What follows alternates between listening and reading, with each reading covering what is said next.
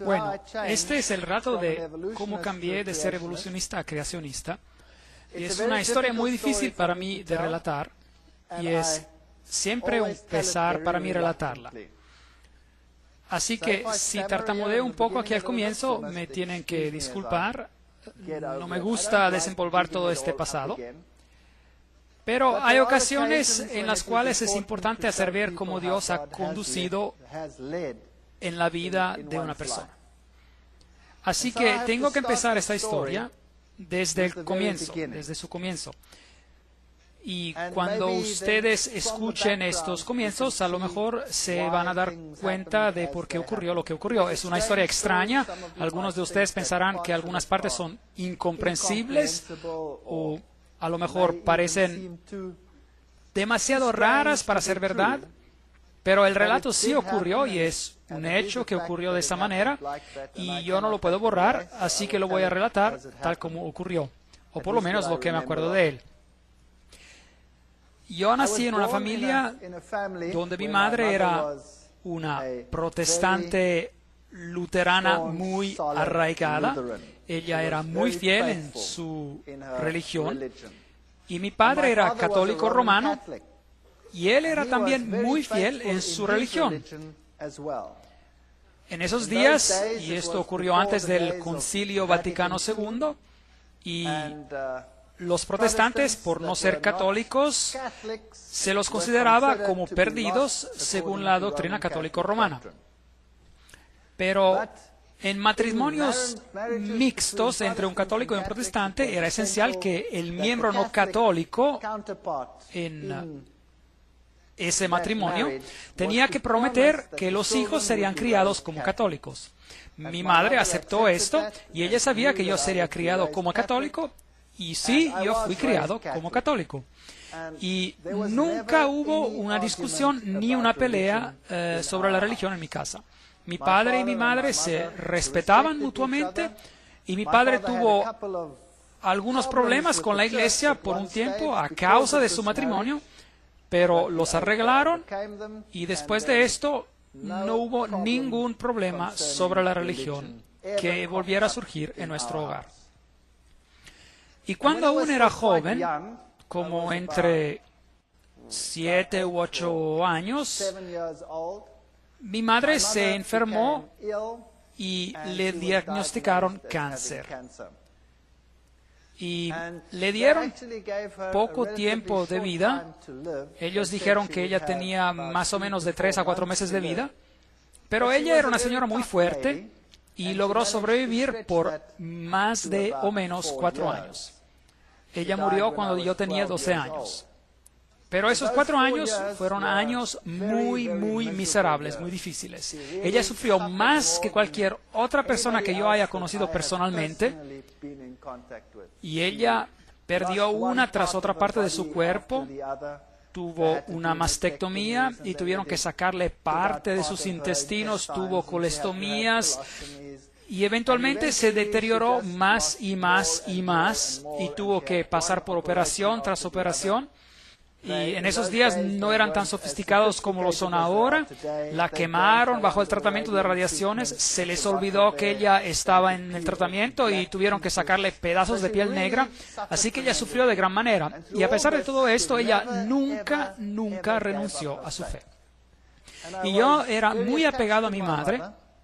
Pero a causa de todos los problemas que había en la casa y el hecho de que mi madre estaba al punto de muerte durante un largo periodo de tiempo, 4 años, había también bastante tensión en mi casa. En la escuela recibí también una instrucción religiosa. Yo estudiaba en una escuela protestante, la mayoría protestante, era la escuela alemana. Y yo recibí la instrucción religiosa por separado. Los católicos iban a ver a la monja y ella nos daba la instrucción religiosa. Ahora, yo he encontrado monjas muy amables a lo largo de mi vida y he conocido a monjas que son verdaderamente dulces y suaves y que son muy amables con los que están a su alrededor. Pero esta monja en particular, que me daba instrucción religiosa, era una persona muy dura, según la experiencia que tuve de jovencito en ese entonces. Y constantemente me decía que era algo muy triste que mi madre, que era protestante, no vería al reino de los cielos, pero se asaría en el infierno por siempre y para siempre.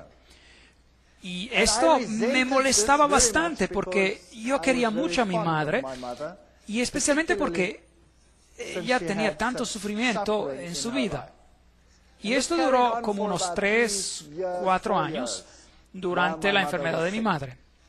Y más seguía este asunto y más rebelde yo me volvía en cuanto a las enseñanzas que se me estaban dando. Yo iba a la iglesia muy regularmente, tenía que ir a la iglesia cada domingo con mi padre.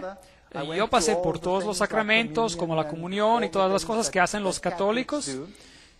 Y me volví tan resentido que al final solía ser bien descarado durante la clase de instrucción religiosa. Y me sacaron de la clase y se me dijo que tenía que sentarme afuera en el patio. Y por un par de años pasé por un infierno ardiente en esa escuela, porque el director de la escuela estaba de alguna manera relacionado con todo esto y cada vez que me veía me daba una paliza. Y yo lo tomaba bastante bien, puedo ser bastante arrogante, o mejor dicho, yo era bien arrogante, y a lo mejor ahora no lo soy tanto, pero si se me atraviesan de manera bien mala, o a lo mejor el hombre viejo en mí regresa, no sé, continuamente lucho en contra de esto. Bueno, el director me azotaba, y me acuerdo bien claramente que yo me agachaba, y él me azotaba 1 y 2 y 3 veces, y yo le preguntaba, ¿ya ha acabado o se le ha paralizado su brazo? ¿Qué le está pasando?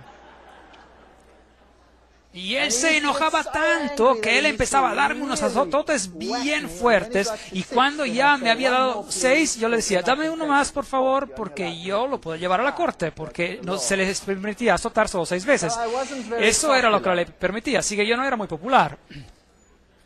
Pero el momento vino cuando yo estaba sentado en la clase un día, en la clase de instrucción religiosa, y la monja me dijo otra vez que las personas que eran como nosotros, y en particular como mi madre, irían al infierno por siempre y para siempre.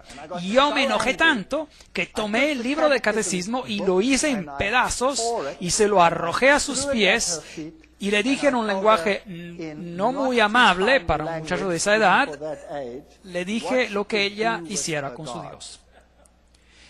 Y de ese día en adelante se me sacó de la clase de manera permanente y yo tenía que sentarme afuera en el patio, sea que lloviera o que el sol resplandeciera. Y mi vida en esa escuela fue una miseria total. Yo nunca les dije nada a mis padres, nadie nunca supo lo que me estaba ocurriendo. Había también otro maestro que me llamaba al frente de la clase, aún antes de que la clase empezara, y me decía, ¿puedes venir aquí al frente? Y yo iba al frente y él me golpeaba, ¡pam! ¡pam! Derecha e izquierda, y me sacaba de la clase. Así que se me estaba sacando de 2 clases regularmente y me convertí en un niño imposible. Solía sentarme arriba de los árboles cuando los maestros venían a buscarme y tenía estas piñas, estos piñones, y se los aventaba. Bueno, esos eran los tiempos. Bueno, de todos modos, llegó el momento cuando mi madre ya no pudo más, y yo tenía 12 años de edad y ella murió. Y de ese tiempo en adelante mi vida de hogar se desintegró por completo. Mi padre se casó con otra señora que era la típica madrastra, casi como una madrastra de los cuentos. No me quería a su alrededor para nada, y posiblemente yo era un niño imposible, lo tengo que admitir. Así que me enviaron a hogares y ya no se permitió ir a la escuela. Tenía que dejar la escuela y aprender un oficio. Y es allí cuando me desperté y dije, no quiero hacer esto. Así que logré convencer a unos parientes y fui a otra escuela. Y pasé los años de escuela y salí bastante bien, no sobresaliente, pero tampoco muy mal. Y después fui al servicio militar y finalmente ingresé a la universidad. Pero desde la edad de 12 años en adelante yo ya no confiaba ni creía en Dios para nada. En cuanto me concernía, si Dios existía, tenía que ser un dragón y yo no quería tener nada que ver con él. Y cuando ingresé a la universidad, allí estudié ciencias y estudié zoología y pensé que esto era lo mejor que había desde que había vida, y allí descubrí todo sobre la teoría de la evolución, y yo me encontraba en la universidad que era el bastión, la fortaleza de la evolución. La evolución se utilizaba para todo. Cada clase estaba basada sobre la evolución. Y es increíble porque esta universidad empezó como universidad religiosa y tiene un gran departamento de teología. Pero a pesar de eso, la Facultad de Ciencias era increíblemente secular y en cuanto a sus enseñanzas, muy basadas sobre la evolución. Tenían algunos nombres muy importantes en cuanto a sus profesores, como Robert Broom y personas como él que habían trabajado con la calavera del niño de Taung, el supuesto ancestro de los humanos, y nuestros museos estaban llenos de estos huesos. Y yo realmente me involucré en la teoría de la evolución y pensé que esta era la respuesta a todos los problemas. Durante mi estancia en la universidad tenía un compañero de cuarto. Me encontraba en el albergue para estudiantes y mi compañero de cuarto era una persona muy amable, pero él era muy seguidor de la nueva era. También en esos tiempos, y esto hace bastante tiempo, y en esos tiempos el nombre Nueva Era ni era conocido. Y él estaba involucrado en la cientología. ¿Saben lo que es la ciencia de la cientología? Donde los conectan con el detector llamado E-metro y uno tiene que regresar a sus vidas pasadas y pasar por todos los problemas que uno tuvo y uno limpia su karma, hablando de todo esto, y eventualmente uno se convierte en Dios y uno ya lo ha logrado. De todos modos, él se convirtió en mi mejor amigo. Y yo no tenía ningún sitio donde ir durante los fines de semana y no tenía ningún sitio donde ir durante las vacaciones. Siempre tuve que trabajar para poder salir adelante de la universidad, porque mi madrastra había convencido a mi padre que él no tenía que pagarme nada, así que yo tuve que trabajar. Y años después, para que sepan, yo tuve una relación fantástica con mi padre y todo se arregló. Y como verán, las situaciones peores se pueden arreglar también, ya verán. Y durante las vacaciones yo no sabía qué hacer, así que iba a la casa de este compañero y él vivía a una distancia de 2.000 kilómetros en otra ciudad que se llamaba Durban. Y cada vacación yo me iba a la casa de él porque yo no tenía ningún lugar donde ir. Y allí yo conocí a mi, entre comillas, compañera de cuarto de hoy en día, es decir, a mi esposa, que era su hermana. Ella es mucho mejor compañera de cuarto de lo que él nunca fue. Y ahora les tengo que contar algo del pasado de ella. Ahora, ustedes saben que por qué yo era ateo, porque yo no creía en nada, había aceptado la teoría de la evolución y se había convertido en la respuesta a todos mis problemas. El pasado de ella era totalmente diferente. Su padre, en sus tiempos jóvenes, trabajaba para un periódico y se lo enviaba para investigar todos los acontecimientos raros del ocultismo en el país. Así que él trabajaba para este periódico y tenía su equipo de colaboradores y todo el equipo como cámaras infrarrojas y todo lo que se necesita, y él iba por Sudáfrica para investigar un acontecimiento raro tras otro. Él era muy escéptico y no creía en nada de esto, creía que era todo un gran chiste y que las sesiones de espiritismo eran una gran broma y una gran falsificación. Y mientras seguía asistiendo reunión tras reunión, él se dio cuenta de que esto no era una broma. Cuando él empezó a investigar algunos de esos acontecimientos raros y él estaba preparando su cámara, y en esa sesión de espiritismo en particular, él estaba preparando las cámaras y siempre estaba a la búsqueda para ver si habían escondido micrófonos, etcétera, y algo lo agarró. No había ninguna persona que lo agarrara, pero alguien o algo lo agarró y lo golpeó de tal manera, tan fuerte, que tenía un golpe, un chichón grande como un huevo en su cabeza, y fue afortunado de poder escaparse aún en vida. Cuando a alguien le pasa algo así, uno no empieza a pensar, bueno, había un micrófono escondido que me dio un golpe. Así que él se encontró en situaciones que eran tan raras, situaciones en las cuales él más tarde se involucró. Situaciones como en la casa en la cual se había mandado a dormir al niño y los zapatos del niño regresaban caminando por el cuarto.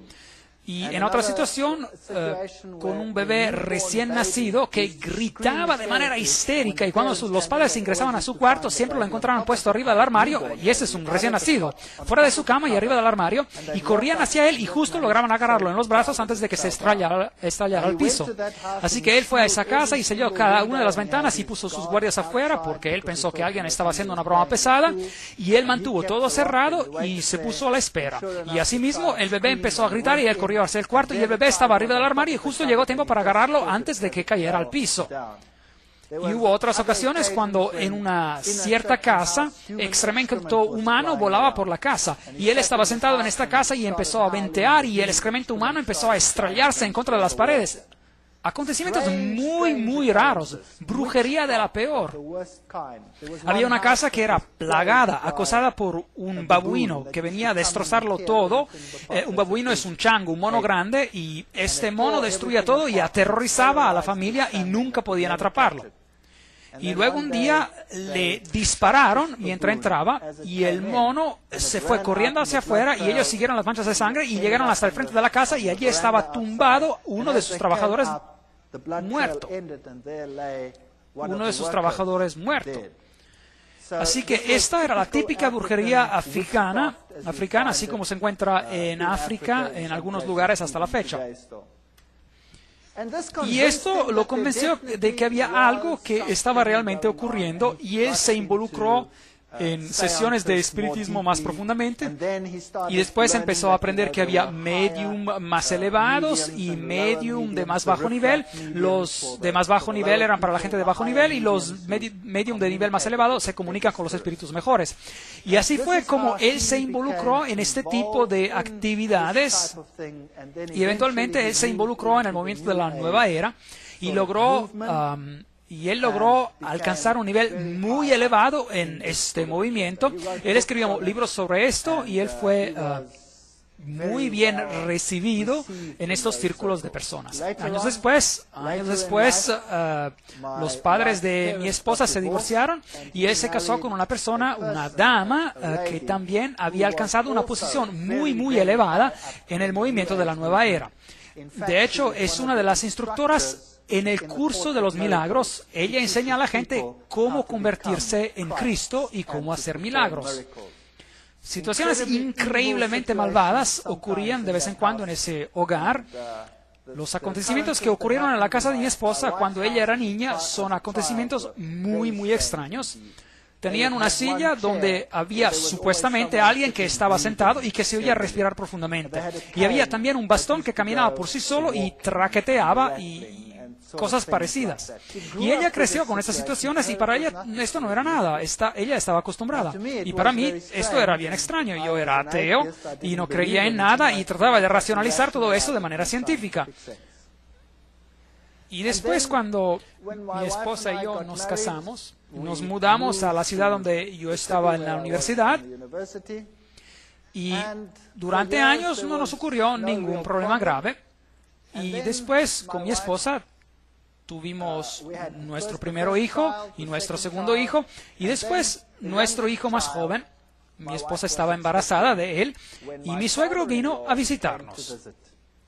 Y él se quedó en un departamento que teníamos afuera de la casa, y él se quedó allí con nosotros. Y pensando bien las cosas, yo creo que es ahí donde todo empezó a ocurrir, porque si uno tiene una presencia de ocultismo, del ocultismo, uno va a tener esa presencia en su casa por mucho tiempo. Les quiero también decir que cuando estábamos recién casados, fuimos a vivir muy cerca de ellos y pasaron acontecimientos muy, muy extraños en nuestra casa. Acontecimientos absolutamente horrorosos en algunas ocasiones. Nuestros platos volaban por el cuarto y se estallaban contra la pared y cosas similares. O cuando uno estacionaba el coche y el coche empezaba a tambalear moviéndose hacia un lado del garaje. Ocurrieron cosas muy extrañas en esos entonces. Pero uno se olvida de esos acontecimientos y uno los racionaliza y piensa que a lo mejor no existieron, pero eran acontecimientos extraños. Cuando mi esposa estaba embarazada con nuestro último hijo, y mi suegro se mudó a vivir en nuestra propiedad. Ella se enfermó de manera grave y estaba tan enferma que nosotros no pensábamos que ella sobreviviría. Y ella entraba y salía del hospital y tenía que estar con un respirador y estaba muy, muy enferma. Y después pensamos que había algo que estaba mal con el embarazo y los doctores analizaron todo y ellos dijeron que lo mejor que se podría hacer era de abortar, porque el niño estaba probablemente muerto. En esos tiempos aún no tenían un escáner en los hospitales, así que no podían saber exactamente y no sabían si a lo mejor el niño ya estaba muerto o no. Así que decidimos que teníamos que transferir a mi esposa a otro hospital donde tenían un escáner y ya logramos hacer eso. Y ella estaba muy enferma, tenía una temperatura muy elevada y ellos hicieron el escaneo y este pequeño feto era de un tamaño así de pequeño y él se encontraba en muy buen estado y estaba chupando su pulgar. Así que nosotros decidimos que no íbamos a abortar, pero más bien que íbamos a continuar con el embarazo. Y íbamos a ver todo lo que ocurriría. Y por fin, después de 9 meses de infierno y de enfermedades y de toser y de pasar más tiempo en el hospital que afuera del hospital, ya dejaron salir a mi esposa y el niño nació. Y este niño era el niño más miserable que uno se pueda imaginar. Era un niño imposible. Él gritaba desde la mañana hasta la noche. Si uno quería darle de comer, uno tenía que envolverlo varias veces en una manta para que no pudiera mover sus brazos, porque si no él agarraría y rasguñaría a uno con sus uñas mientras se le trataba de darle de comer. Y si uno lo ponía en la cama, él gritaba y gritaba y seguía gritando. Así que teníamos un método donde uno quedaba sentado cerca de él y mecía la cama por largo tiempo hasta que por fin el niño se dormía. Y uno se iba a hurtadillas a la cama y trataba de dormirse y el momento que uno lograba dormirse el niño empezaba a gritar otra vez. Y esto siguió por meses, una situación absolutamente caótica. Y no había nada que uno pudiera hacer para apaciguar a este niño. Mi esposa estaba destrozada y yo estaba destrozado, estábamos todos totalmente hechos pedazos. Y después, una noche, a las 2 de la mañana, yo tuve un sueño, que alguien me estaba estrangulando. Y el sueño fue tan real que me desperté sudando frío de la cara y mi corazón estaba latiendo como loco, como si fuera un tambor tocando rápidamente. Y yo me senté tieso, tratando de recuperarme de esa pesadilla terrible que había tenido. Y justo el momento después, el pequeñito en el cuarto al lado del nuestro gritó como si alguien lo estuviese matando. Y mi esposa y yo recibimos un susto tan grande que salimos corriendo de la cama y corrimos hacia nuestro pequeño bebé y lo tomamos en los brazos. Y cuando hicimos eso, él empezó a temblar de manera violenta. Y su temperatura subía y le daban convulsiones por la fiebre. Así que lo llevamos de urgencia al hospital.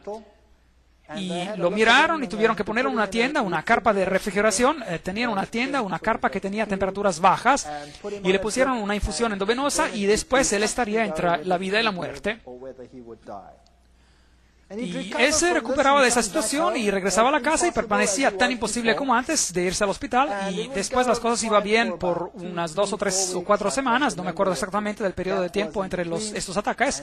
Y después, exactamente a las 2 de la mañana, precisamente a esa hora, era siniestro. Teníamos un reloj en nuestra cama, era uno de esos relojes digitales que muestra la hora, y así que uno podía ver que eran exactamente ahí, eran las 2 de la mañana. Las 2 de la mañana. Y en ese momento es que yo me despertaba con ese sentimiento terrible de que alguien me estaba estrangulando y sacudía levemente a mi esposa y le decía, acabo de tener esa pesadilla horrorosa otra vez. Y después el pequeñito gritaba en el cuarto de al lado y salíamos corriendo y lo tomamos en los brazos y lo mismo ocurría.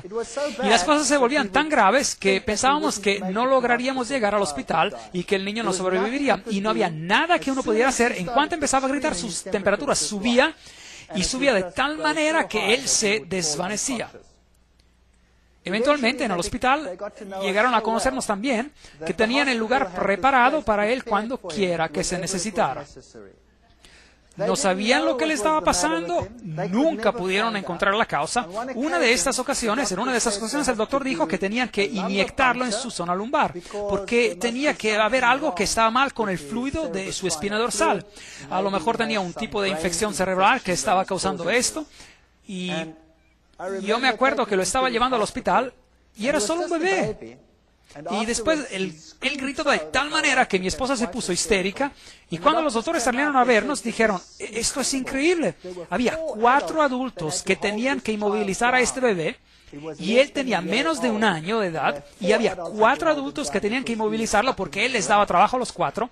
Así que este pequeño bebé, no cabe duda, estaba bien poseído. Y uno lo puede racionalizar si esto ocurre una vez y si esto ocurre 2 veces, pero si esto sigue ocurriendo por semanas y por meses sin parecer terminar, que exactamente a las 2 de la madrugada uno tiene una experiencia en un cuarto y inmediatamente después hay un grito en el cuarto de al lado, pues la ley de la estadística nos dice que no importa cuán ateo uno sea y no importa cuán científico uno pueda que ser en cuanto a este asunto, los 2 acontecimientos tienen que estar conectados. Y yo estaba sentado en el hospital un día y mi esposa y yo nos turnamos para estar con el pequeñito y él se encontraba en una situación muy grave y esto ya había ocurrido innumerables veces y allí yo me encontraba en el hospital y estaba corrigiendo asignaturas y me acuerdo de esto como si fuera ayer. Estaba corrigiendo esas asignaturas y de repente en esta tienda, en esta carpa de refrigeración, el niño empezó a temblar y empezó a tener uno de estos ataques y arrebatos en su cama. Y corrí y llamé a la enfermera y lo tomé en mis brazos y él temblaba de tal manera que arrancó las infusiones que tenía en el cuerpo. Ahora, el niño había tenido tantas infusiones intravenosas que no podían ya encontrar venas para inyectarlo en sus brazos o en sus piernas, así que le tenían que poner las infusiones en su cabeza. Y el niño tembló de tal manera que las infusiones se arrancaron de su cabeza y ahora yo tenía el niño con este ataque y la infusión que se había arrancado de su cabeza y la vena que se había roto por completo y la sangre que se le corría por la cara. Y era un cuadro tan horrible que me enloquecí, no podía soportar semejante situación. Y por fin se calmó el bebé y lo regresaron a la carpa y le pusieron otra vez la infusión y él sobrevivió esa noche. Pero esa noche, sentado allí, yo me dije a mí mismo, ¿qué puedo hacer? No existe ayuda médica, no hay nada que nos pueda ayudar y los 2 accidentes tienen que estar conectados. ¿Y dónde iba yo a poder encontrar ayuda para resolver esta situación? Y como el dicho va, una vez católico, católico para siempre. Y mientras estaba sentado allí, esa noche, en ese hospital, reflexionando sobre estos asuntos, las imágenes de la Iglesia Católica y su poder sobre los demonios y la película El Exorcista que acababa de salir, y pensé, a lo mejor puedo regresar a mi antigua iglesia y pedirles que me ayuden. Así que tomé la decisión que haría esto porque no tenía otra salida y el día siguiente me fui a la Iglesia Católica y el sacerdote católico estaba sentado en un cuarto y me acuerdo bien también del detalle, tenía una copa ahí, una botella de brandy y no estaba muy sobrio. Y yo fui hacia él y le dije, yo soy católico romano, pero no asisto a la iglesia. Pero tengo un problema. Y él me preguntó y dijo, bueno, ¿cuál es su problema? Él era muy amable. Y yo le dije, bueno, usted sabe, yo soy un ateo y un científico y no quiero hablar de esto como si, bueno, como no estuviera a la altura. Bueno, tengo un problema en la casa. Y él me pregunta, bueno, ¿qué tipo de problema? Bueno, es un problema sobre acontecimientos extraños en mi casa. Y él dijo, oh, no. Yo no quiero tener nada que ver con eso. Y él me dijo, eso no es mi campo. Déjeme su nombre y su número de teléfono y lo vamos a contactar. Y así que le di mi nombre y número de teléfono y todo lo que le dije es que tenía acontecimientos extraños en mi casa, es todo. Y yo salí de allí y dije, bueno, eso fue una gran ayuda, muchas gracias. Y no había permanecido mucho tiempo en la casa cuando recibí una llamada de teléfono por parte de otro sacerdote.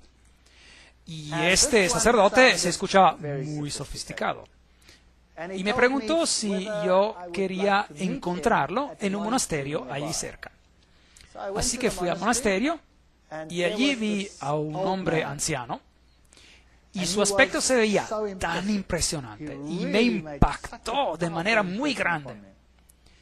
Me dijo que me sentara Y después, él empezó a relatarme a mí cuál era el problema en mi casa. Y yo me quedé a boca abierta. Si hubiese habido una mosca en el cuarto, hubiera entrado directamente en mi boca. Y él me dijo que había un problema en mi casa y que Satanás estaba tratando de matar a mi hijo y que nosotros estábamos siendo aterrorizados. Y yo le dije, bueno, sí, eso. ¿Y cómo sabes usted? Yo no le he relatado esto a ninguno. Y él me respondió, no se preocupe de cómo yo sé de esto. Y yo sé también que el problema de su casa es tan grave que tomará los niveles más elevados de acción para que nos libremos del problema. Y también vamos a tener que dar una misa en su casa. Y después me dijo, es ilegal para mí dar una misa en la casa. Para dar una misa en una casa privada, yo necesito el permiso del obispo para hacerlo. Y ya lo he recibido. Aquí está.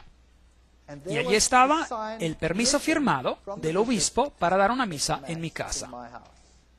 Él sabía de antemano lo que iba a acontecer, él sabía de antemano que necesitaba la autorización y todo ya estaba arreglado antes de que yo ni siquiera le dijese de qué se trataba el problema. Ahora, esto me dejó totalmente impresionado.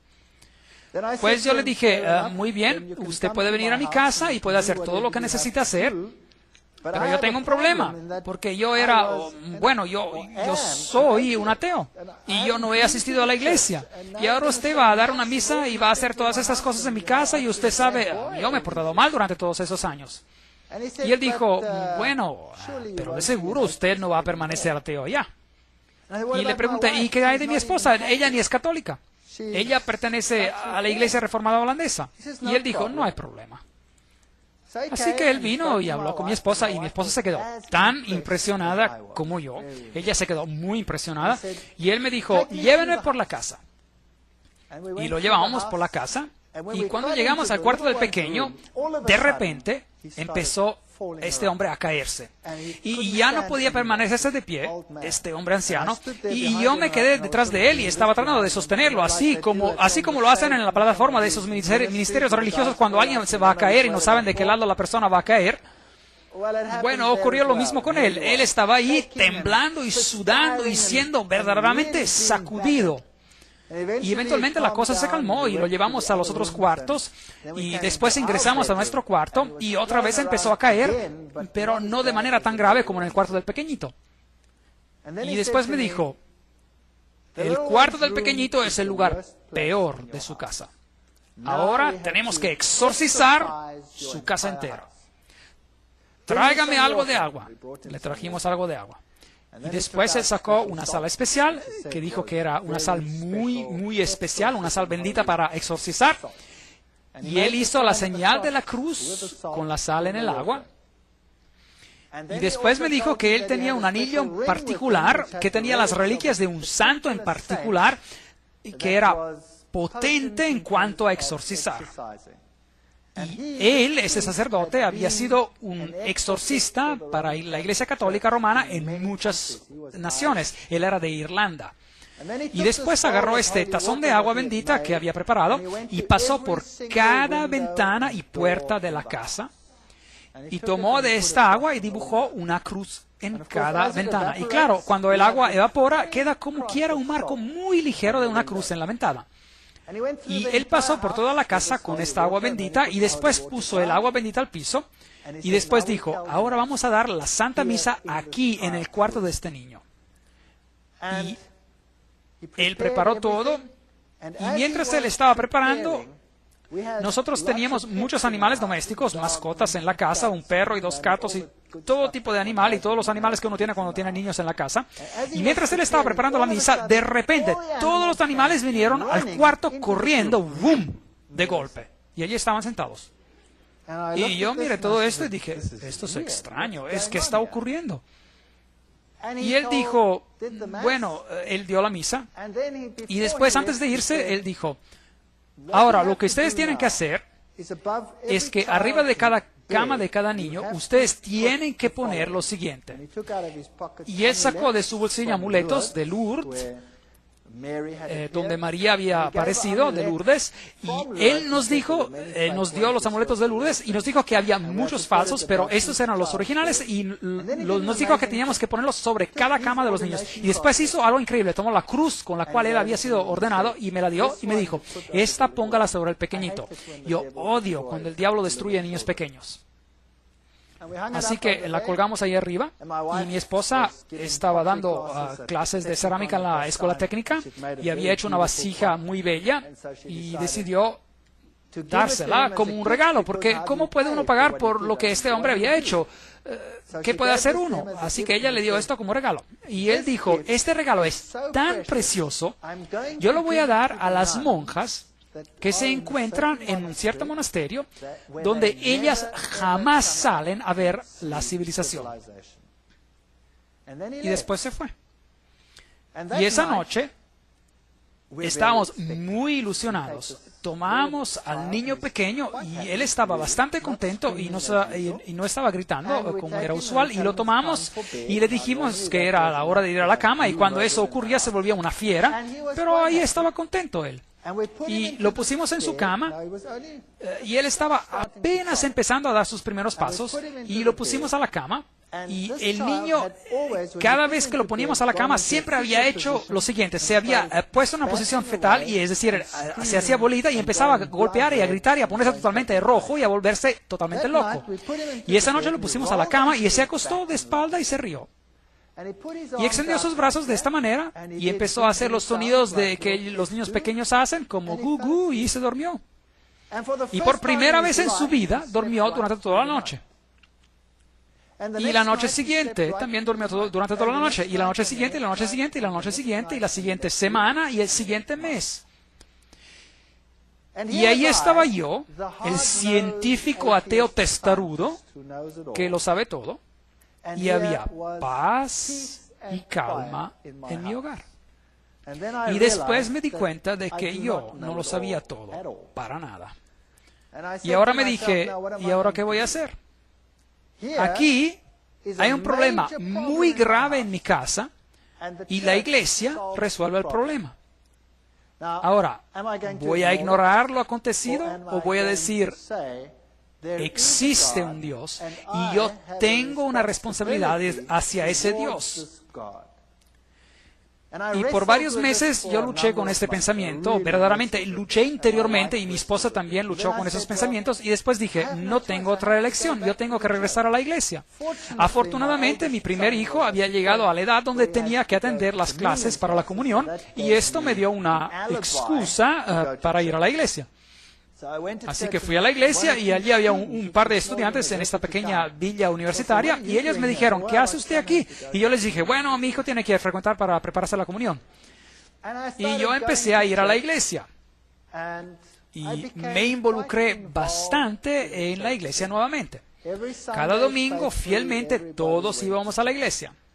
Y mi esposa empezó a decir que así tenían que seguir las cosas. Así que ella también frecuentaba la iglesia, aunque no se involucró tanto como yo. Y porque había tanta armonía en la casa, ya nos volvimos más relajados. Y un día estaba sentando y pensé, esta casa necesita un cambio. Y como típico hombre de HP alemán, le dije a mi esposa, ¿sabes? Si hiciéramos esto y esto y el otro, podríamos hacer algo con nuestra casa.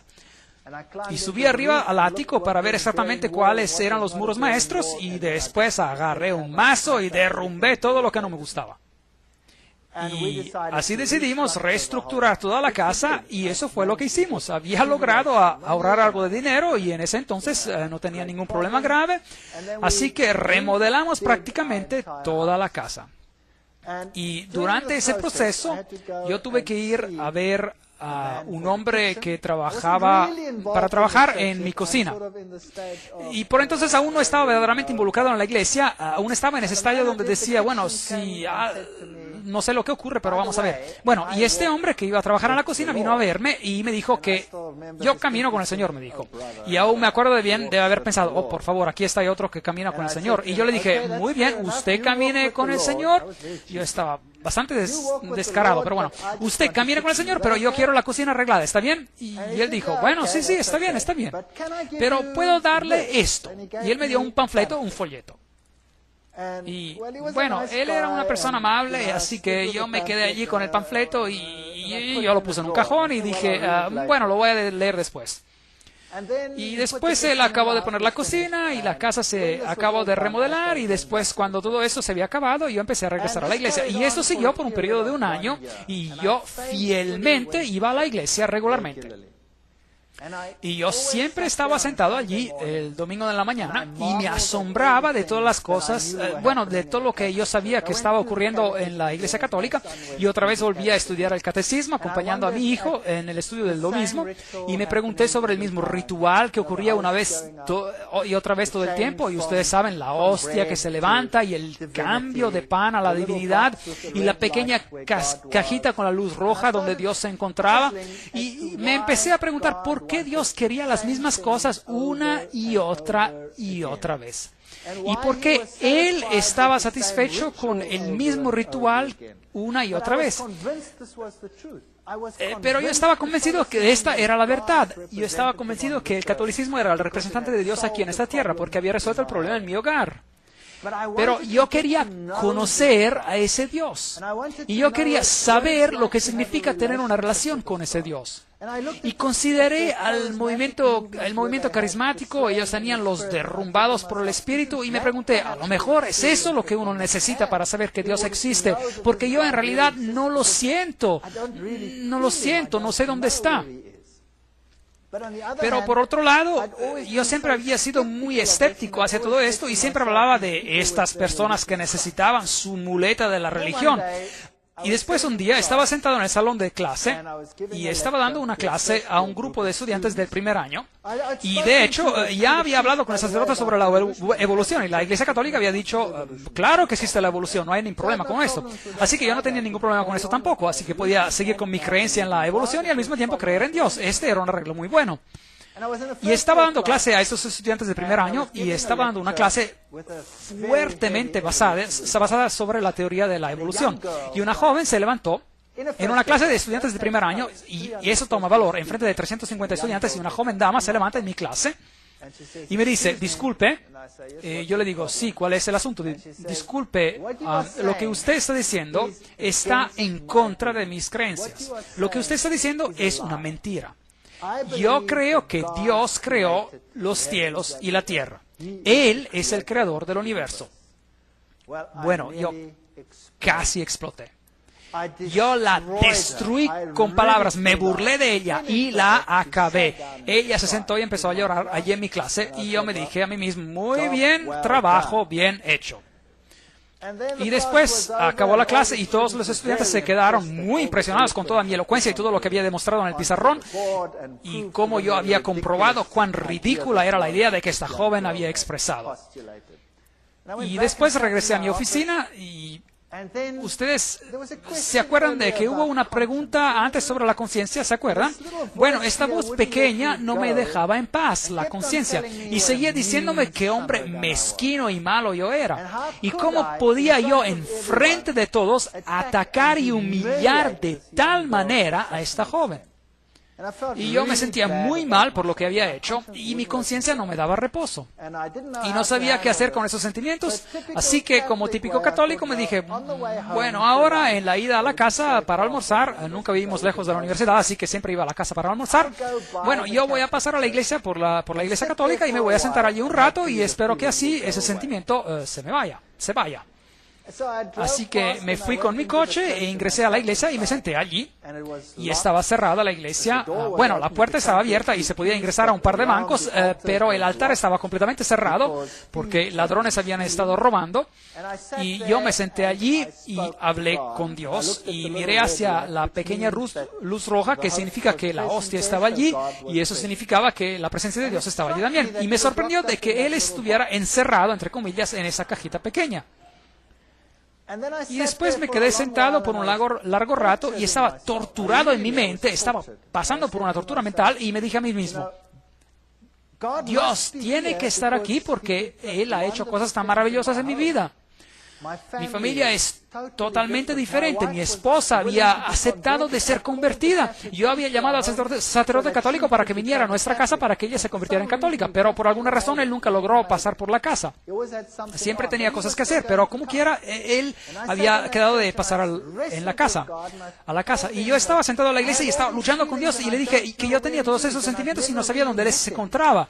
Y nunca lo había verdaderamente encontrado. Y yo sabía que en otras iglesias había todos esos acontecimientos interesantes que estaban ocurriendo. Y aquí ocurría siempre lo mismo, cada domingo. ¿Y dónde estás, Dios?, decía. Y yo me quedé sentado allí en la banca y le dije a Dios: bien, si tú verdaderamente existes, ahora me tienes que hacer ver, porque yo verdaderamente no te puedo encontrar. Y con ese sentimiento me fui a la casa, sintiéndome un poco mejor. Y algo típico de mi persona, llegué a la casa rápido y empecé a rebuscar en un cajón, estaba buscando algo y de repente, mientras estaba buscando en el cajón, mi mano agarró ese panfleto, ese folleto. Ese ocurrió un año después de que ese hombre que caminaba con el Señor me había dado ese panfleto. Y yo tomé el panfleto y empecé a leerlo. Estaba escrito en alemán y tenía 3 columnas. Tenía la ley de Dios en una columna y tenía la ley según la Iglesia Católica y tenía la ley según la Iglesia Luterana. Y luego explicaba cómo los mandamientos habían sido cambiados por la Iglesia y tenía también los textos bíblicos de cómo habían sido cambiados. Y yo pensé en mí mismo, ahora, ¿qué tipo de basura es esto? Esto es una basura total. Y le hablé a mi esposa y le dije: esposa, bueno, no le dije así, la llamé por su nombre y yo le pregunté: ¿tenemos una Biblia en la casa? Y ella dijo: no creo, yo no creo que tengamos una Biblia. ¿Cómo que no? Claro que debe haber una Biblia en la casa. Hemos estado yendo a la iglesia por casi un año y no tenemos una Biblia en la casa. Había muchos libros de catecismo en la casa, así que tomé un libro del catecismo y lo abrí y leí, y efectivamente los mandamientos indicados en el panfleto eran idénticos con los que estaban escritos en el libro del catecismo. Y después me acordé de una vieja caja que una señora anciana que había muerto me había dejado. Y la había puesto en el garaje después de haber ordenado algunas cosas, y me acordé de que había muchos libros en la caja y yo sabía que una señora anciana seguro debía de tener una Biblia. Así que salí afuera al garaje y empecé a rebuscar en la caja, y de cierto allí encontré una vieja Biblia alemana.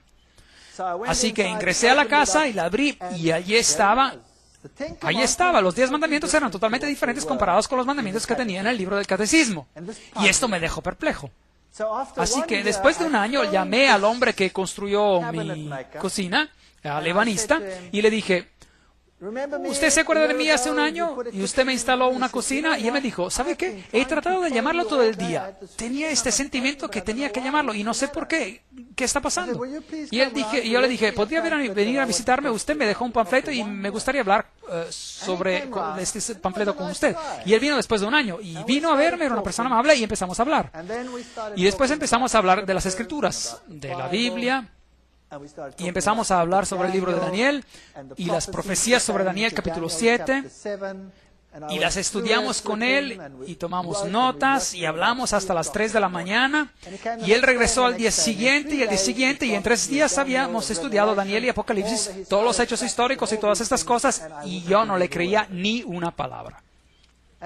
Y después decidí que la única manera que íbamos a resolver esto es si yo iba a comprobar si cada uno de los hechos estaban así como él me los había explicado. Si es que esos reinos y esos reyes estaban así como me lo había explicado. Así que regresé a la universidad, al departamento de historia, al departamento de teología, y agarré todo lo que pasó por mis manos y controlé y comprobé si los hechos estaban correctos. Y si estaban correctos. Y después empecé a descubrir que el pequeño cuerno de Daniel, el capítulo 7, si uno lo toma así como la Biblia lo dice, no puede ser nadie más que la Iglesia Católica. Y esto fue algo que me chocó, que me impactó totalmente. Y después estudié la versión protestante que dice que el cuerno pequeño era el rey Antioquio Epifanio o Epifanes el cuarto, y estudié todo eso. Y encontré que no puede ser él porque ninguno de los criterios encaja. Y vi también cómo las escrituras habían sido cambiadas sobre algunos de esos puntos. Pero para ser imparcial, invité al sacerdote católico a mi casa. Y le pregunté: ¿puede por favor venir a visitarme a mi casa? Le tengo que hablar sobre un asunto. Y él vino, y mi esposa estaba presente, y yo estaba allí, y tomé la Biblia, y tomé los capítulos en Daniel, y se los mostré en detalle, y le mostré los cambios de los mandamientos y todas estas cosas. Y después me dijo, yo no te puedo hablar de este asunto porque yo no estoy metido, no estoy enfocado en la palabra en la Biblia para nada. Y yo me quedé a boca abierta. Frente a mí se encontraba un sacerdote y él no estaba metido, no estaba enfocado en la palabra. Y él dijo, tenemos algunos especialistas que están metidos, están enfocados a la palabra. Pero para mí no tiene ningún sentido lo que usted dijo. Y se fue. Y después llamé a pastores de otras iglesias y debatimos, a veces hasta las horas tardías de la noche, sobre lo que el pequeño cuerno era. Y cada vez que regresaban a mencionar a Antioquio Epifanio, yo les decía, pero no puede ser porque él se levanta después de Roma, el cuerno pequeño. No puede haber sido un rey durante los tiempos griegos. Y eventualmente ellos también se iban y decían que no puede ser de otra manera. Así que yo estaba delante de este terrible dilema. Y lo peor de todo fue en que empezamos a hablar sobre el sábado. Este otro hombre, el de la cocina, y yo. Y estudiamos todos sobre el tema del sábado. Y yo le dije, pero esto es ridículo. ¿Cómo pueden ustedes guardar un mandamiento? Porque dice que el Señor en 6 días creó los cielos y la tierra, el mar y todas las cosas que en ellos hay. Esto es totalmente ridículo. Todo empezó a existir gracias a la evolución. Y él dijo, no, todo empezó a existir gracias a la creación. Dios lo creó. Y se me calentó la cabeza y yo le dije, pero eso es basura. Y él me dijo, se lo voy a comprobar. Y yo le dije, inténtalo pues. Y él lo intentó. Y el día siguiente él vino a mi casa con una pila de libros de este tamaño, todos sobre el creacionismo. Y me los dio.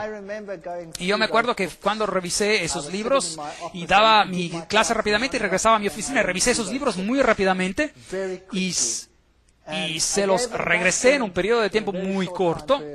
Y aquí están sus libros, le dije. Y él me preguntó, ¿y qué opina? Y yo le dije, nunca he leído tanta basura en toda mi vida. Y él me dijo, no se preocupe. Y me trajo otra pila como la primera. Y también revisé esos libros y era todo tan confuso y lleno de tanta basura.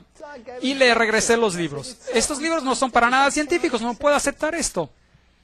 Así que debatimos sobre si Dios era el creador o si no era el creador y yo lo maté con la ciencia. Tenía todo el vocabulario científico a mi disposición, era un catedrático, un evolucionista y yo sabía qué decirle a gente como él. Yo había sido entrenado para esto y sabía cómo aniquilar a gente que se oponía al científico en alguno de estos campos. Y él se frustró de tal manera conmigo y un día él se frustró tanto que me dijo, ¿sabe qué? ¿Qué? Y yo no tengo un problema con la evolución o la creación. Usted tiene un problema. Y usted resuélvalo.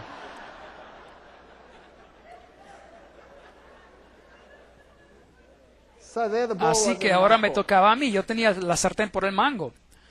Al mismo tiempo, los acontecimientos extraños habían empezado a ocurrir otra vez en mi casa. El pequeñito otra vez tenía esos momentos miserables cada vez que era la hora de acostarlo. Y otra vez se volvió gruñón y gritón y todo el resto. Y también nos dimos cuenta de que cada vez que teníamos un momento de paz, mi esposa y yo estudiamos las Escrituras como nunca. No les puedo describir cuánto las estudiábamos. Yo desgasté una Biblia en 2 meses, la tuve que tirar porque ya estaba totalmente desgastada y se estaba deshaciendo. Y mi esposa estaba estudiando y ella tenía un problema increíble con esa idea del sábado. No tenía sentido, parecía tan loca. Y nadie al trabajo sabía lo que me estaba ocurriendo. Y un día fui al trabajo y la secretaria en mi departamento vino a verme y me dijo, tengo algo para que usted lea. Y me dio un montón así de alto de documentos. Y cuando los revisé en un momento que tenía libre, vi que era un largo documento en contra del sábado y que había sido escrita en contra de los adventistas del séptimo día. Y esto me sorprendió mucho porque nadie en el trabajo sabía lo que me estaba ocurriendo. ¿Saben? Un científico nunca admitiría que ahora está hablando o pensando sobre la religión. Eso sería ridículo. Mis colegas eran todos ateos. Y yo tomé esto y pensé, ¿y ahora qué hago con este documento? No tengo tiempo con esto. Yo estoy ahora con el problema de la evolución y la creación. Así que le pasé el documento a mi esposa y le dije, aquí hay material, revísalo y a lo mejor encontramos una salida de todo esto. Y ella de manera meticulosa estudió cada punto y era un documento bien gordo, bien espeso, escrito en contra del sábado. Y mientras que yo estaba luchando con el asunto de la evolución y creación, ella estaba luchando con este asunto. Y después un día me dijo, sabes, he analizado cada uno de los puntos que tienen en el documento y cada punto lo he comparado con la Biblia y cada vez encuentro que ese documento son las palabras de hombres y la Biblia dice otra cosa. Así que ese documento ahora me ha convencido que el sábado tiene que ser correcto. Eso es algo, imagínese, un documento escrito en contra del sábado le comprobó a ella que el sábado era de hecho muy importante y correcto. Pero yo seguía con mi problema. Un problema muy grande. Y no podía aceptarlo. Y yo no iba a guardar un día por una creación que había tomado 6 billones de años y no 6 días literales. Así que me tocaba a mí. Y en ese momento todo empezó a enloquecerse otra vez en mi casa. Y cuando tomábamos la Biblia, el pequeñito se volvía histérico.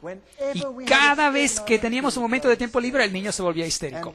Y eventualmente el niño agarró una botella de vino. Nosotros habíamos estado bebiendo vino y la rompió. Y yo no me encontraba en el cuarto en ese momento, pero escuché que se había roto un vidrio. Y después fuimos a ver y lo que estaba ocurriendo. Y él estaba pisando sobre todos los pedazos de vidrio rotos y sus pies estaban cortados por todos lados. Y su dedo grande casi se cortó por completo. Así que de regreso otra vez al hospital y le cosieron el dedo gordo, y de ese momento otra vez empezó la pesadilla en nuestra casa. Y yo estaba luchando en mi mente con la cuestión del sábado. Y un día estaba en la biblioteca de la universidad, y en esa universidad teníamos una biblioteca basada sobre la evolución, y era la biblioteca más grande de ese tipo en todo el hemisferio sur del planeta. Y yo me dije, bueno, tiene que haber una solución. Y me dije en mi mente, Dios, si hay algo que está mal con esta teoría de la evolución, yo no lo he encontrado y tú me lo tienes que mostrar, porque nadie me puede mostrar esto. E ingresé a la biblioteca y tomé un libro. Y mientras estaba saliendo, un colega me paró y me dijo, un momento, hay otro libro que usted tiene que tomar, que es el mismo libro que este, pero una nueva edición. Y se encuentra en los estantes interiores. Algo raro, bueno, así que yo fui a la sala interior y tomé esa edición también. Y así que con los 2 tomos me fui a la oficina y empecé a leer. Pero empecé a leer los 2 al mismo tiempo. Y mientras estaba leyendo uno, la vieja edición decía que hay un problema muy grande con los cetáceos, con las ballenas, porque aparecen de repente en el registro fósil y totalmente formados, y no hay evidencia de que uno dio origen al otro. La nueva edición del libro envolvía todo esto en términos científicos y decía, los cetáceos tienen un origen antiguo y evolucionaron de este y este y este y este, etcétera, etcétera, etcétera. Y examiné el libro modelo tras modelo y la edición antigua admitía que había un problema en el modelo teórico y la nueva edición nunca admitía que había un problema. Y es allí que empecé a pensar, un momento, hay algo que no está bien aquí.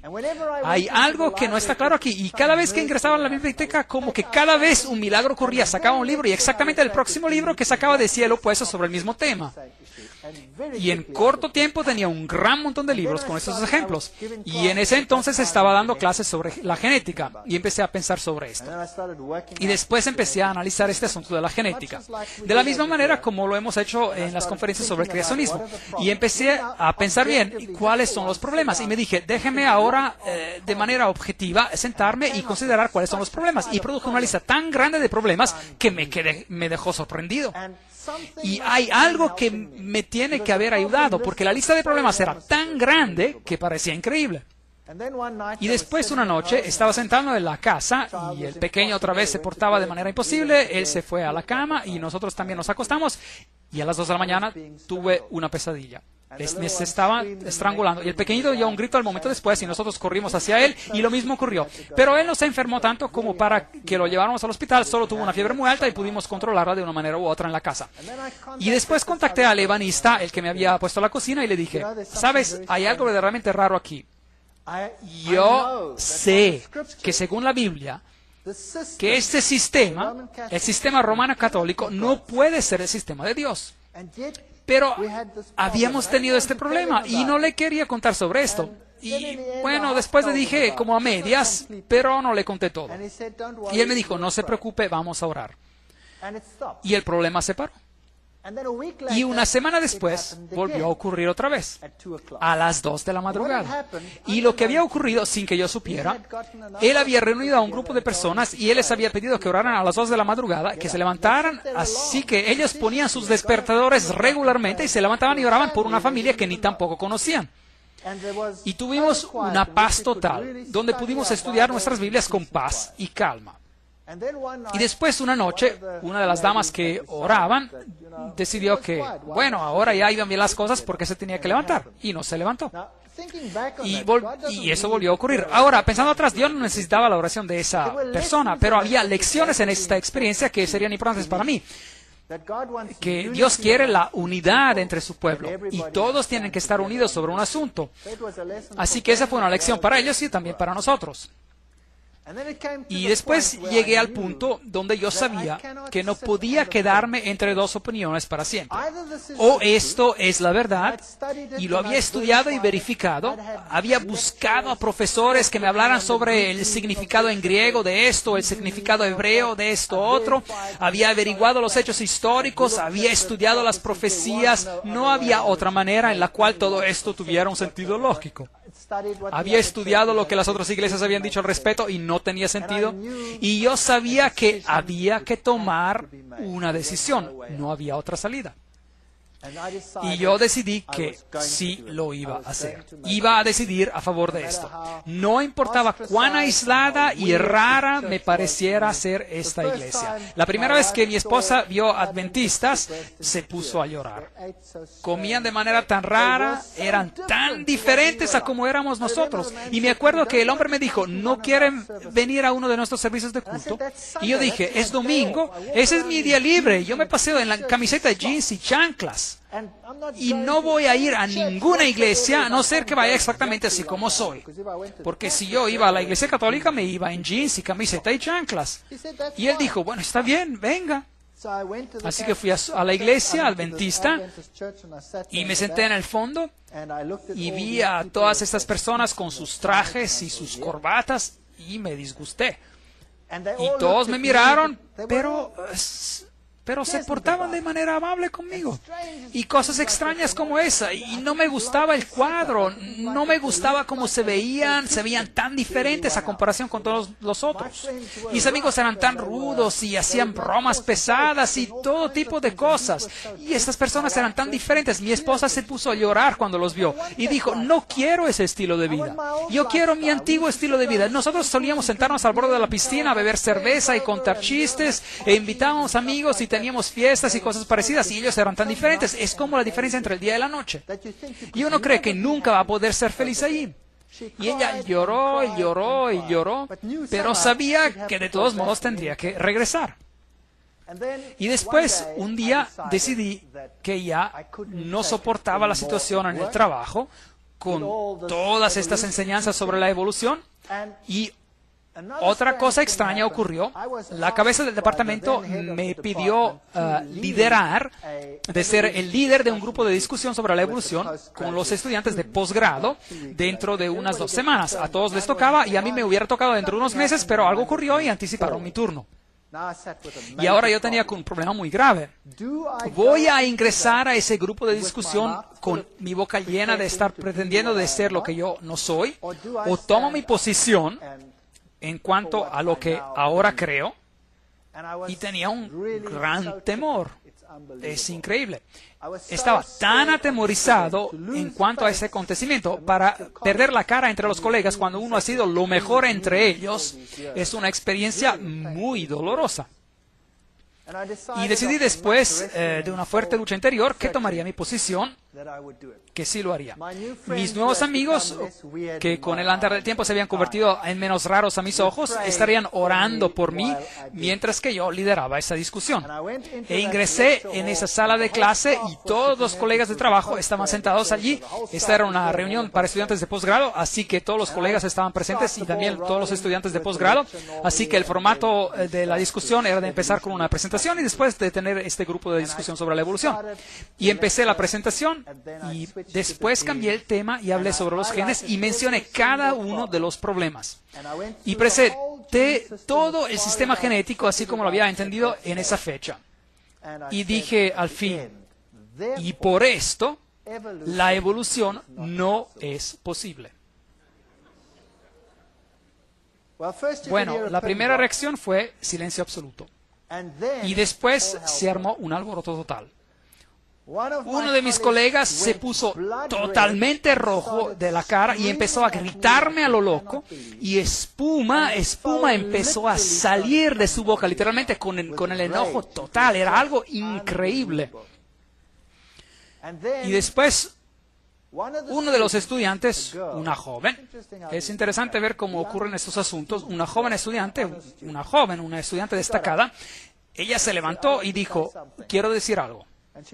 Y miró a todos los profesores y dijo, cuando yo vine a esta universidad, yo creía en Dios. Yo tenía una buena vida, yo tenía una buena relación con Dios. Y ahora yo no creo en nada ya. He perdido mi fe, mi vida se está desboronando y ustedes me han privado, me han quitado mi fe. Y ahora el Dr. Feit está dando esta presentación y me ha mostrado ahora que ustedes me han estado engañando. ¿Se pueden imaginar qué ocurrió en ese departamento? Ese fue el fin. Mi vida ya no valía ni un centavo en cuanto a mi credibilidad científica. Había dejado de ser. Cuando caminaba por la vía, mis colegas se daban la vuelta y caminaban por el otro lado. Y en ese momento decidí que sería imposible para mí de seguir. Y después tuvimos una reunión especial donde se decidió que la base de toda enseñanza tiene que ser la evolución. Y claro, yo no podía estar de acuerdo. Así que decidí dar mi carta de despido. Así que me despedí. Y la cabeza del departamento me dijo, bueno, usted no puede hacer eso de esta manera. Yo tenía muchos estudiantes y era bien popular entre los estudiantes. Y la mayoría de los estudiantes de posgrado estaban bajo mi supervisión. Y después el rector de la universidad me llamó para que lo viera. Y el rector dijo que tenía que ir a verlo. Y bueno, pensé yo, ahora tengo que ir a ver al rector. ¿Y qué voy a hacer? Nunca he tenido algo bueno como que vestir. Nunca había tenido un traje en mi vida, así que me compré un traje para ir a ver al rector. ¿Lo pueden creer? Y cuando me puse ese traje tonto para ir a ver al rector, algo me impactó tremendamente, como si me hubiera dado un relámpago. Es algo personal, y me dije, mira qué estás haciendo, tonto. Te pones un traje para ir a hablar con un hombre, pero cuando vas a visitar a Dios, te pones unos jeans y una camiseta. Bueno, eso es algo muy personal y a mí no me interesa si alguien va a la iglesia con sus jeans y su camiseta. Eso está bien, pero eso es algo para mí a nivel personal. Y esto me estorbaba. Y después fui a la oficina del rector y me senté enfrente del rector y empezamos a hablar. Y él habló conmigo por 1 hora.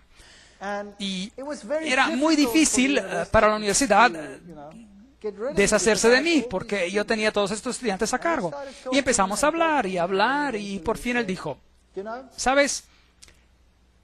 ¿Qué pasa si decides de no armar problemas? Pues te podríamos dar algo mejor. Eso sería de promoverte a nivel de profesor. Y yo era bastante joven y hubiera sido el profesor más joven de la universidad. Y yo lo miré y le dije, el precio es demasiado alto. Y yo me voy a ir como quiera. Y después él dijo, bueno, esto es muy interesante. Y de hecho, ¿quién cree usted que tiene la verdad? Y allí estaba, sentado en silencio. ¿Voy yo a admitir que yo creo que una pequeña secta que todos detestan tiene la verdad? Y digo esto a un hombre que tiene esta posición tan elevada en esta universidad y también en el gobierno en general. Y empecé a divagar y bueno, usted sabe, Cristo, las iglesias, bueno, sea lo que sea, ni me acuerdo de lo que le dije. Y él me dijo, no, eso no es lo que yo quiero saber. Yo quiero saber de usted, ¿quién dice usted que tiene la verdad? Bueno, y hice lo mismo que la vez anterior. Y él me paró y dijo, no, yo no quiero saber de eso. Yo quiero saber de usted, ¿quién cree usted que tiene la verdad? Y empecé otra vez con lo mismo y dentro de mi cabeza escuché ese gallo cantar. 3 veces pensé,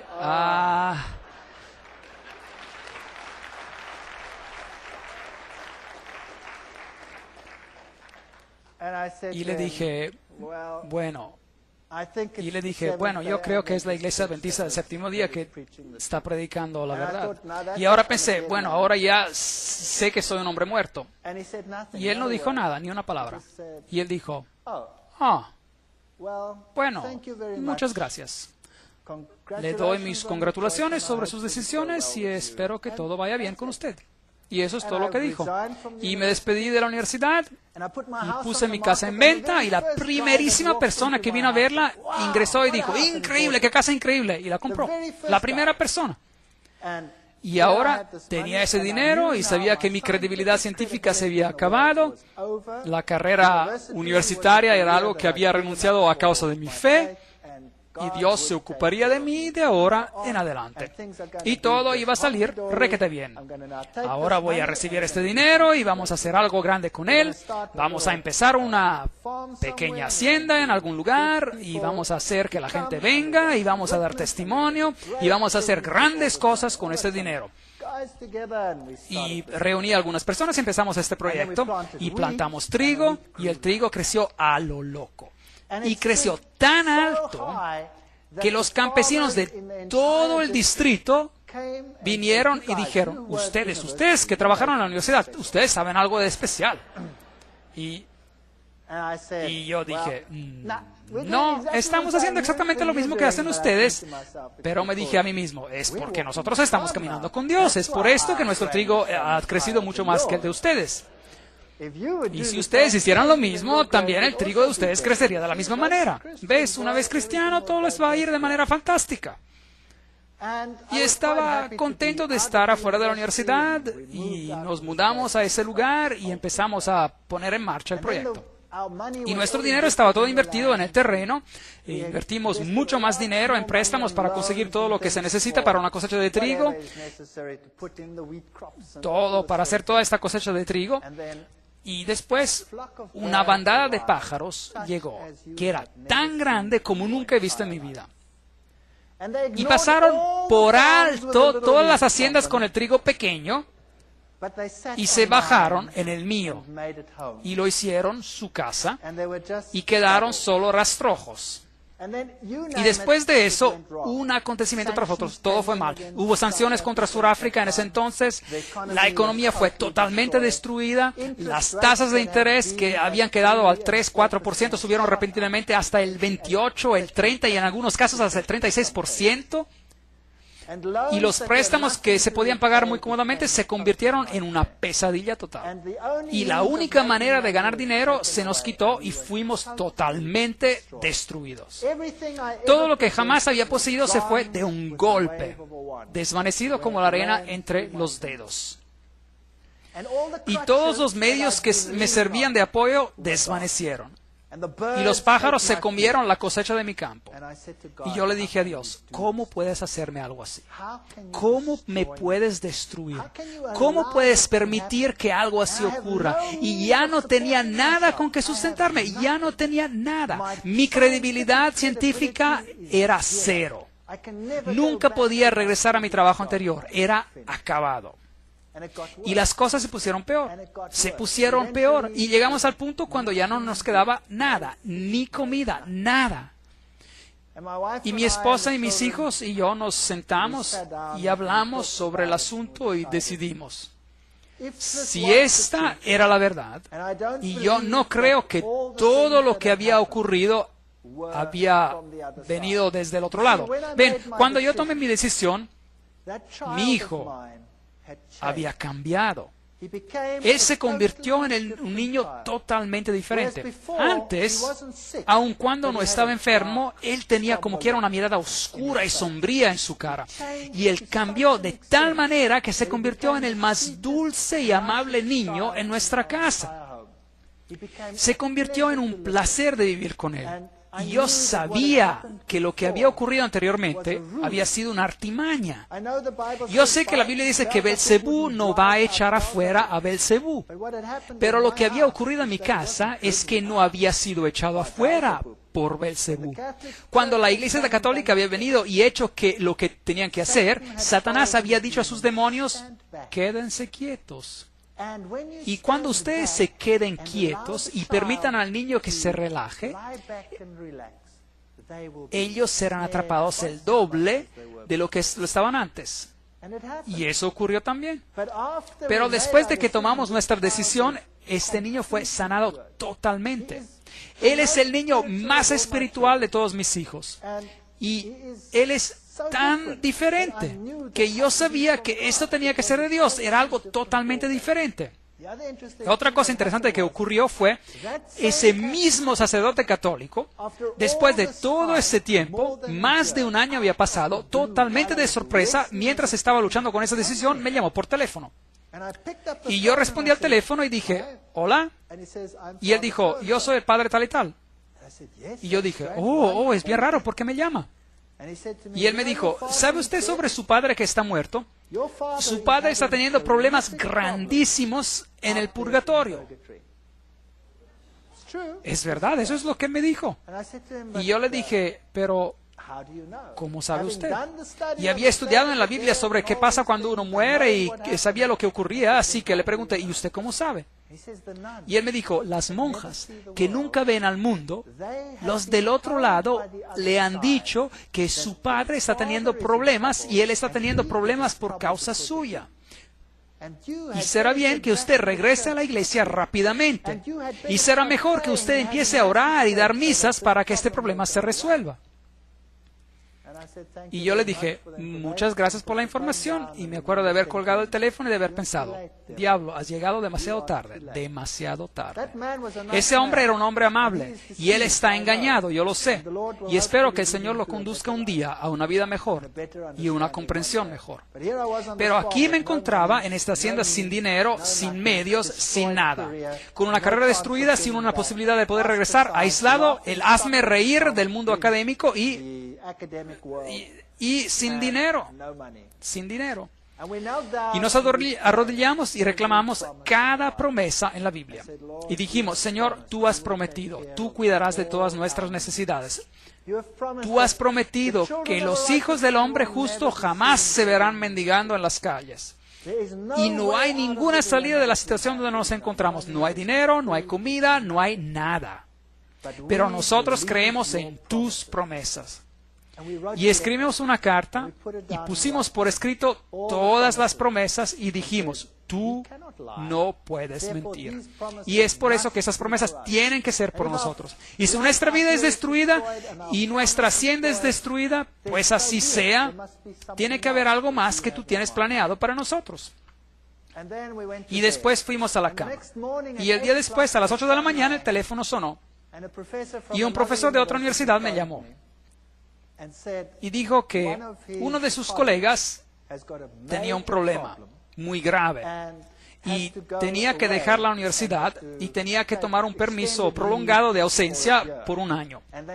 Y necesitaban que alguien lo reemplazara de inmediato y el campo que se necesitaba enseñar era exactamente el mismo en el cual yo estaba. Y yo le dije, bueno, ¿qué quieren que haga? Y él dijo, bueno, usted podría venir a dar las clases. Y yo le dije, pero ¿sabe usted y qué hay de...? Y él dijo, no se preocupe, en cuanto usted permanezca en lo científico no hay problema, no importa, vendría y haría esto para nosotros, estamos en un problema y necesitamos a alguien. Y sabemos que usted está libre. Y yo dije, bueno, muchas gracias, sí, es una buena idea. ¿Y cuándo empiezo? Y bueno, tenemos que pasar todo por las juntas probablemente en 3 meses.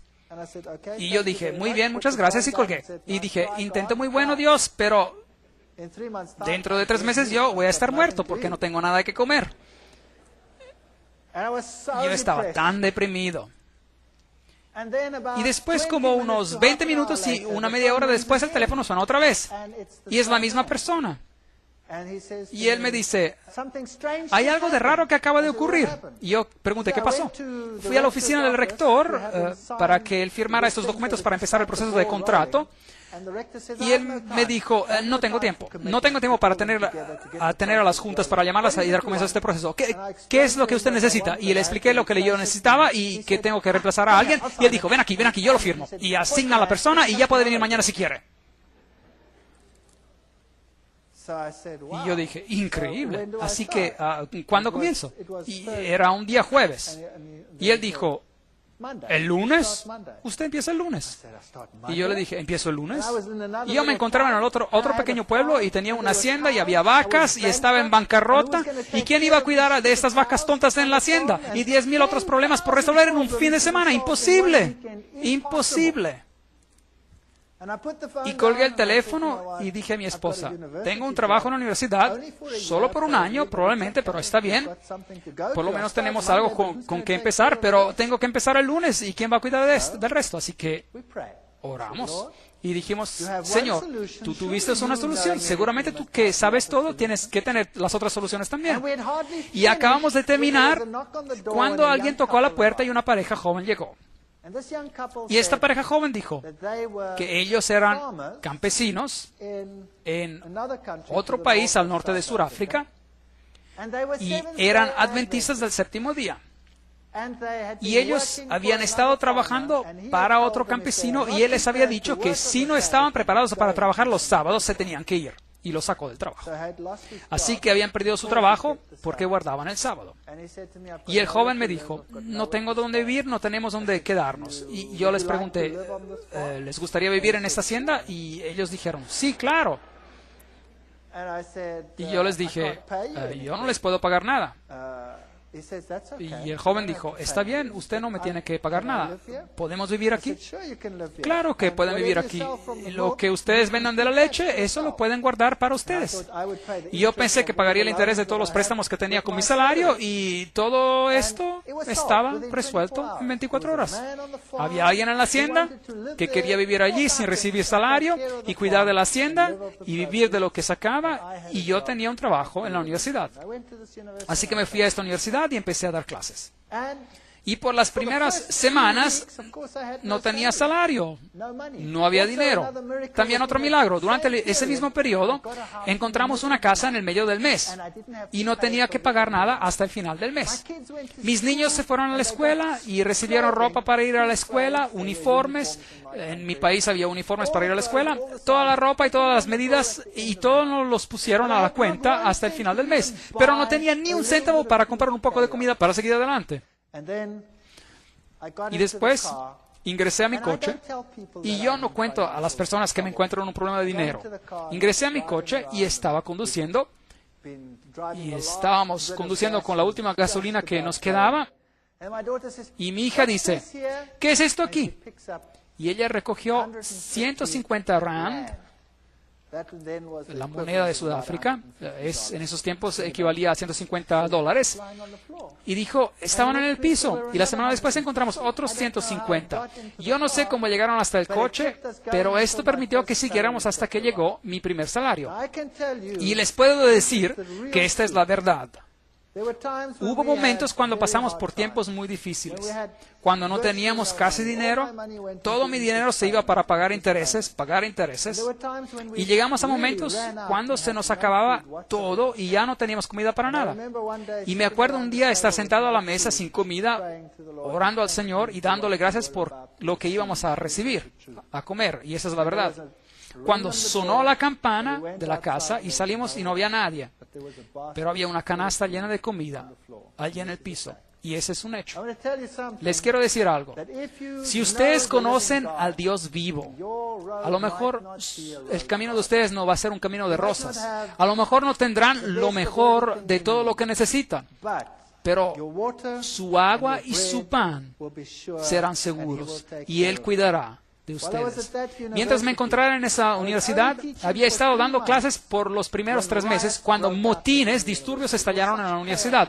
Había un caos tan grande en mi país, había motines por todos lados. El rector ordenó que se pospusieran los exámenes. Y después ya no encajaban con lo que quedaba de tiempo. Y un día tuve que empezar temprano y todos mis exámenes cayeron en ese día.